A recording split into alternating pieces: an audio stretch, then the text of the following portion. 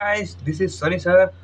आज हम करेंगे क्लास 10 साइंस चैप्टर का नाम इलेक्ट्रिसिटी, चैप्टर नंबर 11। इसके हम करेंगे एग्जांपल्स 11.6 टू 11.12। इससे पहले वाली वीडियो में हमने एग्जांपल 11.1 टू 11.5 तक कर लिए हैं। उसकी लिंक मैं डिस्क्रिप्शन में दे दूंगा। तो एग्जांपल नंबर 11.6 करते हैं स्टार्ट। पढ़ो क्या लिखा हुआ है। A wire of given material having length L and the area of cross section has area of cross section A as resistance 4 ohm. What would be the resistance of another wire of the same material having length L upon 2 and the area of cross section 2A? मतलब हमारे पास दो wire है। पहली wire में जो हमारी length है वो L है और ए एरिया ऑफ क्रॉस सेक्शन है वो A है और उसके पास डिस्टेंस है वो 4 ओम है। और सेकंड वायर में क्या दिया हुआ है, सेम मटेरियल है बट जो लेंथ है L अपॉन में 2 है और जो एरिया ऑफ क्रॉस सेक्शन है वो 2A है। इसमें निकालना हमें रेजिस्टेंस सेकंड वायर में। तो स्टार्ट करते हैं आंसर अपना। सोल्यूशन लिखेंगे, गिवन लिखेंगे सबसे पहले, यहाँ पे लिखेंगे फर्स्ट वायर। फर्स्ट वायर है, लेंथ L है और A है हमारे पास, एरिया ऑफ क्रॉस सेक्शन है A एंड रेजिस्टेंस है R1 है हमारे पास 4 ओम। तो ये रहा फॉर्मूला रेजिस्टिविटी का। R1 equal rho L by A। R1 की वैल्यू दी हुई है 4 ओम और L की वैल्यू L है, A की वैल्यू E है। इसको इक्वेशन 1 मान लेते हैं दोस्तों, यहाँ की काम आएगी। आगे देखते हैं सेकंड वायर में जो L है L अपॉन में 2 है और एरिया ऑफ क्रॉस सेक्शन है वो 2 एम्पेयर दिया हुआ है। उसके बाद रेजिस्टिविटी वाला लगाते हैं formula. R2 equal rho L upon A और R2 इक्वल रो का रो L की वैल्यू लिख देते हैं यहाँ पे L बाई 2 और A की वैल्यू दी हुई है हमें 2 एम्पेयर, मतलब 2A। Area of cross section है 2A। उसके बाद R2 equal rho L upon में 2। नहीं दोस्तों, ये रहा रो L अपॉन में 2 और 2 इंटू A की वैल्यू दी हुई है हमें, कितनी है 2 है, इसलिए 2 लग जाएगा और A का A। ठीक है दोस्तों। उसके बाद 2 इंटू 2 ये हो जाएगा 4 और ऊपर रहेगी वैल्यू सेम। उसके बाद R2 लिखेंगे लास्ट में,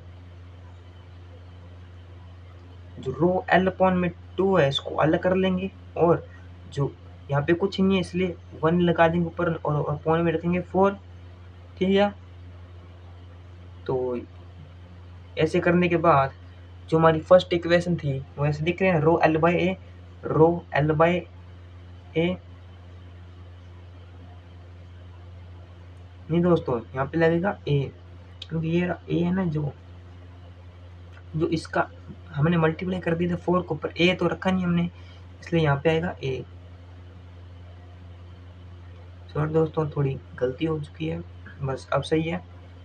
रो L बाई ए की वैल्यू ये थी, रो L बाई ए की वैल्यू क्या है 4 ओम है, तो इसकी जगह रखेंगे 4 ओम और मल्टीप्लाई में 1 अपॉन में 4 तो है ही अपने पास और इक्वल में ये इससे कट देगा 4 से 4, तो आंसर आएगा 1 ohm. Hence the resistance of another wire is 1 ohm. तो अब एग्जांपल देखते हैं 11.7। An electric lamp whose resistance is 20 ohm and the conductor of 4 ohm resistance are connected to a 6 volt battery. Calculate option number A. इसके 3 option है, इसमें calculate बताया इसने। The total resistance of the circuit, total resistance बताओ circuit का। And option B में पूछा है the current through circuit, circuit के अंदर कितना करंट थ्रो हो रहा है। और C potential difference across the electric lamp, electric lamp के अंदर पोटेंशियल डिफरेंस कितना फ्लो हो रहा है और कंडक्टर के अंदर कितना हो रहा है। तो ये हमें फिगर दिया हुआ है पहले से, यहाँ पे लिखते हैं 6 वोल्ट बैटरी, ये प्लस है, ये वाली माइनस है। तो सॉल्यूशन में लिखते हैं, रेजिस्टेंस लिखते हैं पहले लैंप का R1, R1 ये रहा 4 ओम, 4 ओम, R2 है 20 ओम, तो RT हो जाएगा R1 plus R2 equal 4 plus 20 equal 24 ओम आ जाएगा हमारा टोटल रेजिस्टेंस। और ऑप्शन नंबर बी में देखते हैं, ये ऑप्शन नंबर ए था। ऑप्शन नंबर बी बोलता है करंट बताना है कि करंट कितना थ्रो हुआ है। तो अकॉर्डिंग टू ओम लॉ ये लिखते हैं, according to Ohm law. Ohm's law क्या दर्शाता है, जो वी होता है इक्वल आई आर के होता है। हमें निकालना क्या, आई करंट निकालना, करंट इधर आएगा, वी उधर जाएगा और आर इसके नीचे जाएगा।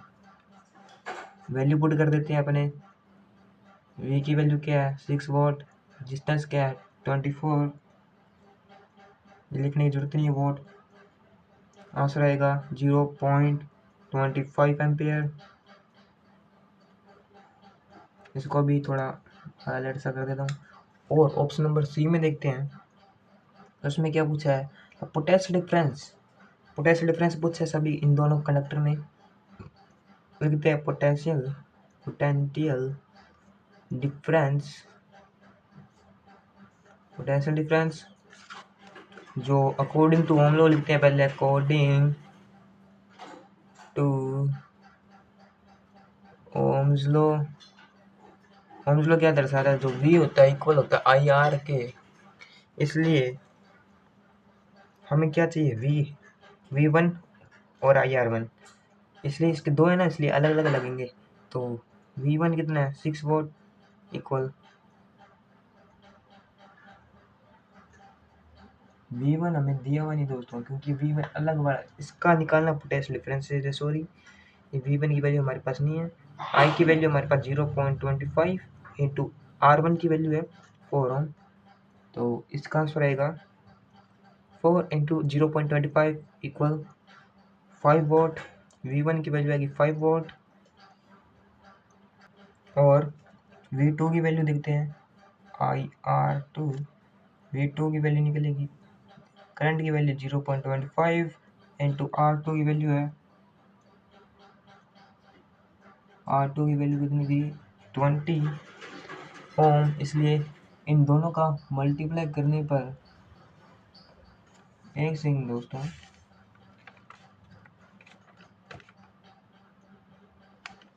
थोड़ी गलती होगी, यहाँ पे 4 नहीं आएगा, यहाँ पे आएगा 20। जब इनका मल्टीप्लाई होकर 5 वोट आएगा। और आगे जाकर यहाँ पे मैंने 20 लिखा है, यहाँ पे आएगा 4। इसलिए वी टू इक्वल 0.25 मल्टीप्लाई 4, तो ये बन जाएगा 1 वोल्ट। तो वी टू की वैल्यू हमारे पास आ गई 1 वोल्ट। तो यही था हमारा आंसर। और इक्विवेलेंट रेजिस्टेंस निकालने के लिए एक और भी था फॉर्मूला, जो आर इक्वल वी अपॉन में आई होता है। आर हमारे पास है नहीं, आर निकालना है टोटल रेजिस्टेंस। और वी की वैल्यू कितनी है 6 और आई की वैल्यू कितनी है 0.25। तो आंसर आ जाएगा हमारे पास 24। ये दोस्तों करने की जरूरत नहीं है, वैसे ऐसे नॉर्मल सा बता रहा था मैं। इतना आंसर सही है। एग्जाम्पल 11.8 के लिए बढ़ते हैं नेक्स्ट पेज पर। एग्जाम्पल नंबर 11.8 देखते हैं। इन the circuit diagram in the figure 12.10 वो हम बाद में देखेंगे। और suppose the resistance R1, R2 and R3 have the value 5 ohm, 10 ohm and 30 ohm respectively, which have been connected a battery 12 volt. तो कैलकुलेट, इसमें भी ऑप्शन 3 है A B and C. Option number A में बताना है कि जित current कितना फ्लो हो रहा है, the current flow each resistor. And option number B, the total current in the circuit, current कितना फ्लो हो रहा है टोटल। और ईच बताना current flow in the circuit and total circuit resistance, इसमें टोटल रेजिस्टेंस बताना है कि कितना फ्लो हो रहा है। ये इसका दोस्तों फिगर है 12.11, मतलब पुरानी बुक में 12 नई बुक में 11.10 है। ये इसका फिगर है, वो हमने नोटबुक में बनाएंगे पहले, बाद में इसको समझेंगे। तो हमारे पास एग्जाम्पल 11.8 का फिगर, तो फिगर समझा देता हूँ। एक हमारे पास 12 वोल्ट की बैटरी है और ये 3 रजिस्टर है जो पैरेलल कनेक्ट में R1, R2 एंड R3। जो R1 है 5 ओम है, R2 है 10 ओम और R3 है 30 ओम है। ये वोल्ट मीटर के सहारे कनेक्ट है पैरेलली, और यहाँ पे एमीटर लगा हुआ है और एक स्विच और बैटरी जो मैंने समझा दिया है। तो क्वेश्चन हमने पढ़ लिया है, तो आज सॉल्यूशन में लिखेंगे।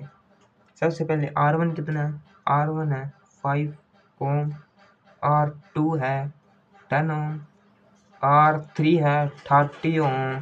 तो इसके बाद जो बैटरी है वोल्ट, मतलब 12 वोल्ट की बैटरी है हमारे पास, जो गिवन जो है मैंने लिख दिया यहाँ पर।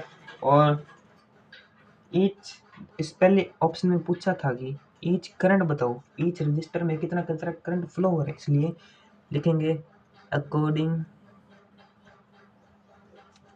To Ohm's law. Ohm's law क्या होता है, जो V इक्वल IR होता है। तो इसमें इस पैरेलल कंडीशन में जो करंट होता है सेम नहीं होता, इसलिए करंट को बाहर निकाला जाता है। तो हम भी बाहर निकाल देते हैं करंट को। तो V इधर चला जाएगा और R इसके पैरों में चला जाएगा। तो उसके बाद ये V1 और R1, R3 है ना, इसलिए R1 R2 R3 ऐसे लिखेंगे और करंट भी ऐसे लिखेंगे। करंट निकालना है तो करंट नहीं है हमारे पास, V कितना है 12, R1 कितना है 5, तो इसका आंसर रहेगा 2.4 एम्पेयर R1 की वैल्यू। ऐसे ही I2 इक्वल V अपॉन में R2 की वैल्यू देखते हैं। I2 हमारे पास नहीं है, V की वैल्यू 12 वोल्ट है और R2 है हमारे पास 10, तो इसका आंसर रहेगा 1.2 एम्पेयर करंट। उसके बाद करंट 3 की वैल्यू और रेजिस्टेंस 3, ये निकलेगा I3 इक्वल 12 अपॉन में R3 की वैल्यू क्या है 30, तो इसका आंसर रहेगा 0.4 एम्पेयर। तो I3 की वैल्यू क्या आ गई हमारे पास 0.4 एम्पेयर। और ऑप्शन नंबर बी में क्या बताया था, टोटल करंट कितना फ्लो हो रहा है, टोटल करंट, तो लिखेंगे current total IT equal I1 plus I2 plus I3, इनको सभी को ऐड कर देंगे जो आंसर आया था अपना।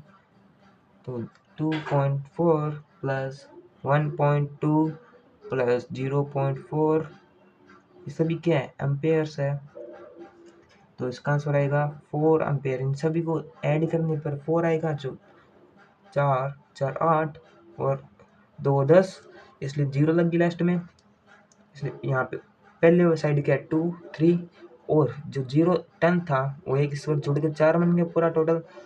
तो IT की वैल्यू आ गई 4 एम्पेयर। और ऑप्शन नंबर सी में पूछा था कि टोटल रेजिस्टेंस बताओ भाई, टोटल रेजिस्टेंस, टोटल रेजिस्टेंस कितना है हमारे पास वो भी देख लेते हैं। इसलिए लगेगा parallel formula RT equal 1 upon में R1 प्लस 1 अपॉन में R2 प्लस 1 अपॉन में R3, इन सब की वैल्यू रख देते हैं यहाँ पर।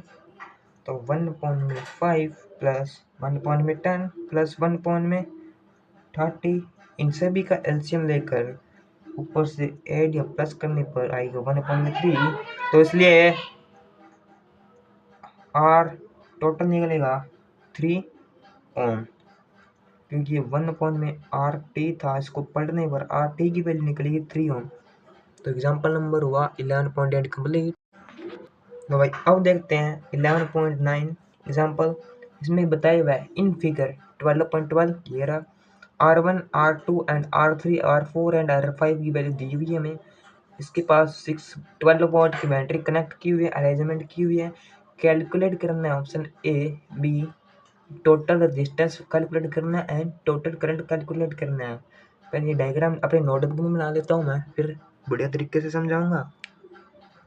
ये देखिए दोस्तों मैंने डायग्राम बना लिया है, ये समझा देता हूँ। हमारे पास 12 वोल्ट की बैटरी के साथ एक सर्किट बना हुआ है पूरा। यहाँ पे स्विच है, यहाँ से करंट फ्लो हो रहा है यहाँ से यहाँ तक। R1 की वैल्यू क्या है 10 ओम, लिख देता हूँ 10 ओम। R2 की वैल्यू क्या है 40 ओम, R3 की वैल्यू क्या है 30 ओम, और R4 की वैल्यू क्या है 20 ओम, एंड R5 की वैल्यू क्या है 60 ओम। हमारे पास ऐसे दो पैरेलल ऐसे रजिस्टर है जो हमें बताना है कि ऑप्शन नंबर ए में कि टोटल रेजिस्टेंस बताओ। रेजिस्टेंस बताना दोस्तों पॉसिबल नहीं है वैसे। पहले इन दोनों का एक तरीका है, इन दोनों का पैरेलल में कॉम्बिनेशन करके और इन दोनों का पैरेलल कॉम्बिनेशन करके इन दोनों को जो इनका आंसर है इससे और इससे सीरीज कॉम्बिनेशन में ऐड कर देंगे तो हमारा रेजिस्टेंस निकल जाएगा। अगर रेजिस्टेंस निकलने के बाद हमारा करंट भी तो निकल जाएगा ना, इसलिए ये जो बैटरी है इस साइड लगाई गई है, इसको सीरीज करने के लिए इस बैटरी को इस साइड खींचा जाएगा जब ये एकदम परफेक्टली हो जाएगा। तो बिना टाइम पास करे स्टार्ट करते सोल्यूशन को। तो इन दोनों की वैल्यू अलग अलग लेनी पड़ेगी R1 और R2, इसलिए पैरेलल कॉम्बिनेशन बनेंगे 1 पॉइंट में R पैरेलल इक्वल 1 पॉइंट में R1 प्लस 1 पॉइंट में R2। पहले इन दोनों का पैरेलल कॉम्बिनेशन करेंगे तो 1 पॉइंट में 10 प्लस 1 पॉइंट में 40 और ये आएगा 5 अपॉन में 40 क्योंकि 40 इसका एलसीएम आ गया है। और ये डिवाइड होने के बाद आंसर आएगा अपने पास 8 ओम 8 ओम। तो 1 पॉइंट में 8 ओम आएगा तो इसको उल्टा करने पर 8 ओम बन जाएगा। आरपी की वैल्यू आई है 8 ओम और इसके फर्स्ट रजिस्टर हुआ कंप्लीट। सेकंड रजिस्टर को देखते हैं 1 पॉइंट में आरपी डैश इक्वल 1 पॉइंट में R1 प्लस 1 पॉइंट में R2 प्लस 1 पॉइंट में R3। तो इसलिए इसकी वैल्यू करते हैं पुट 30 प्लस 20 प्लस 60, इन सभी का एलसीएम आएगा जो कि आएगा 60 और इनको आपस में जोड़कर या घटाकर नहीं जोड़कर 6 आ जाएगा और 1 पॉइंट में RP डैश आ जाएगा। तो इसका डिवाइड आ जाएगा 1 पॉइंट में 10 और 1 पॉइंट में RP डैश। इसको उल्टा करने पर जो हमारा आंसर आएगा वो आएगा 10 ओम। और अपने पास दोनों आ चुके हैं। अब करते हैं एक सेकंड यहाँ पे लिख देता हूँ। अब करते हैं in series combination. Series combination में जो है हमें चाहिए R टोटल, इसलिए RP प्लस RP डैश को कर देते हैं ऐड। RP कितना 8 प्लस RP डैश कितना 10, तो रेजिस्टेंस टोटल निकलेगा हमारे पास 18। जो RT की वैल्यू है ये वो आ जाएगी 18 ओम। तो ऑप्शन नंबर ए हुआ कंप्लीट। ऑप्शन नंबर बी देखते हैं इसका। ऑप्शन नंबर बी में सीधा सीधा पूछा है कि टोटल करंट कितना फ्लो होगा सर्किट के अंदर। तो अब ये सीरीज में हो चुका है तो करंट करना आसान हो जाएगा ओम्स लॉ के द्वारा। V इक्वल होता है IR, इसलिए हमारे पास निकालना क्या है रजिस्टर टोटल सर्किट करंट निकालना दोस्तों, इसलिए I को ले जाते इधर और V अपॉन में R रखते इधर। I चाहिए इसलिए वोल्टेज कितनी है हमारे पास 12 वोल्ट की बैटरी, रेजिस्टेंस कितना है टोटल 18। तो इनको काटेंगे तो आएगा 0.67 एम्पियर आंसर, जो कि हमारा एग्जाम्पल हुआ 11.9 कंप्लीट। एग्जाम्पल 11.10, ये पुरानी बुक में 12 लिखा हुआ वैसे 11.10 है। An electric iron consume energy at a rate of 840 vote. एक इलेक्ट्रिक आयरन कंज्यूम करता है एनर्जी को 840 vote when heat is maximum. और अगर हीट मैक्सिमम हो जाए तो वह और 360 वोट पर जब वह हीट करने लगे मिनिमम, और जो उसकी वोल्टेज होगी 220 वोट होगी। और हमें बताना है कि करंट कितना, the current and the resistance is case. सभी केस के अंदर करंट एंड रेजिस्टेंस बताना है कि वो क्या होगा कितना होगा। तो समझा देता हूँ इसका आंसर में जो अपनी नोटबुक में लिखना है वो कैसे लिखना है। तो चलिए नोटबुक में बढ़ते हैं। उसमें दो कंडीशन बताई थी हमने, कर देते हैं पहले सोल्यूशन में। ऑप्शन नंबर ए पहले मैक्सिमम बताना है फिर मिनिमम बताना है। तो मैक्सिमम बताते हैं हीट रेट लिखेंगे मैक्सिमम रेट ऑफ हीट। तो फॉर्मूला लिखेंगे सबसे पहले, करंट और डब्ल्यू अपॉन में क्यू अपॉन में वी, मतलब पोटेंशियल डिफरेंस का फॉर्मूला होता है वी इक्वल डब्ल्यू अपॉन में, नहीं दोस्तों ये गलत हो चुका है, हमको लिखना है formula of I equal W upon में वी, ये वोल्ट का फॉर्मूला होता है। तो मिनिमम रेट मैक्सिमम रेट है इसका, वोल्ट कितनी है मैक्सिमम 840 और वोल्टेज कितनी है हमारे पास 220, तो इसका आंसर आ जाएगा 3.82 एम्पियर। और ऑप्शन नंबर बी में देखते हैं कि मिनिमम हो जाए जब रेट, मिनिमम रेट हो जाए जब क्या होगा, तो मिनिमम में लिखते हो और ये डैश डैश आप लिख चुके हो, और मिनिमम रेट में क्या हो जाएगा आई इक्वल डब्ल्यू अपॉन में वी, तो आई इक्वल डब्ल्यू मिनिमम हो जाए मतलब 360 हो जाए और वोल्टेज हो जाए 220, तो इसका आंसर आएगा 1.64 एम्पियर। और रजिस्टेंस बताने के लिए लिखेंगे रजिस्टेंस, इसलिए वही Ohm's law R equal V upon में आई,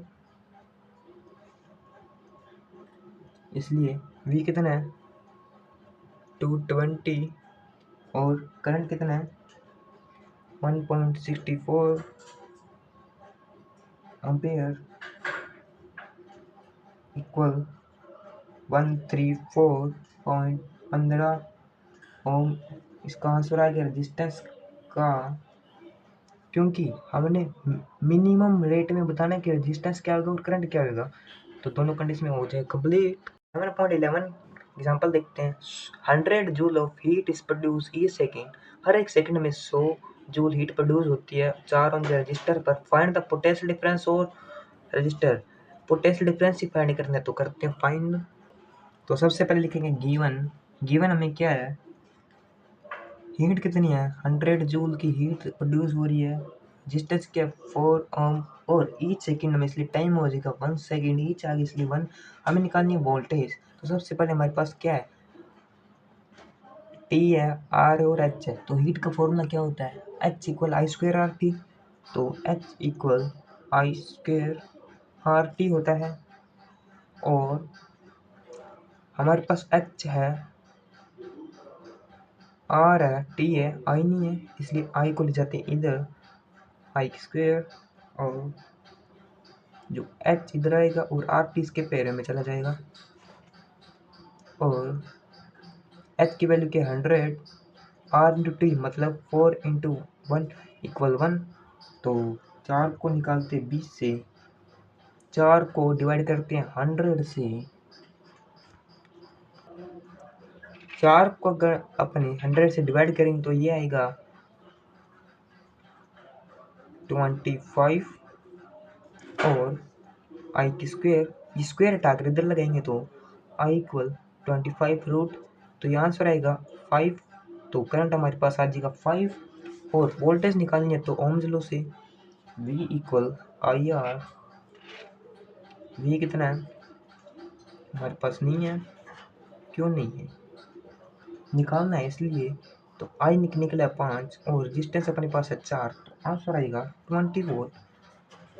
एग्जाम्पल नंबर हमारा कंप्लीट हुआ 11.11 कंप्लीट। लास्ट एग्जाम्पल के लिए पढ़ते हैं नेक्स्ट पेज पर। ये देखिए दोस्तों 11.12 एन इलेक्ट्रिक बल्ब कनेक्ट है ये 220 वोल्ट के जनरेटर से, जो current is 0.50 ampere, what is the power of bulb, इसमें पावर निकालनी है तो निकाल लेते हैं, सिंपल सा है। तो सबसे पहले लिखेंगे गिवन क्या है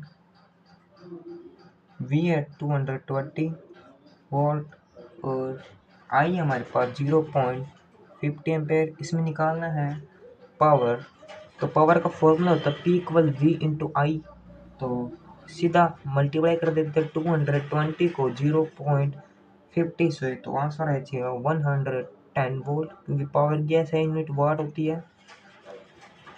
तो दोस्तों हमारी एग्जाम्पल नहीं होता समाप्त। अगर आपको वीडियो अच्छी लगी तो प्लीज़ सब्सक्राइब करके जाना। तो मिलते हैं नेक्स्ट वीडियो में, तब तक के लिए बाय।